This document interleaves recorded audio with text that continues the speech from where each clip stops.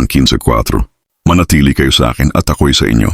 Kung paanong ang sanga ay hindi makapagbubunga sa kanyang sarili, maliban kung ito'y manatili sa puno ng ubas, gayon din kayo kung hindi kayo mananatili sa akin.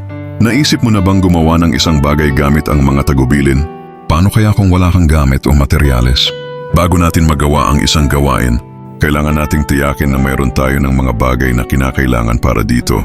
Kaya't sinabi ni Jesus na manatili tayo sa Kanya, hindi natin magagampanan ang ating layunin para sa kaharian ng Diyos kung wala ang hari, sapagkat si Jesus, sa pamamagitan ng banal na Espiritu, ang nagbibigay sa atin ng kakayahang gumawa ng mabuti para sa Kanya. Manalangin tayo. Panginoon, salamat po sa pagtawag mo sa akin patungo sa iyo at para sa buhay na nagmumula sa presensya ng iyong banal na Espiritu. Bigyan mo po ako ng lakas upang ako'y manatiling nakakapit sa iyo at tumanggap ng sustansya mula sa iyo sa pamamagitan ng panalangin at ng iyong salita. At habang ako'y lumalago, kumilos ka po sa akin upang magamit mo ako para magbunga ng sagana para sa iyong kaluwalhatian. Sa pangalan ni Jesus, Amen.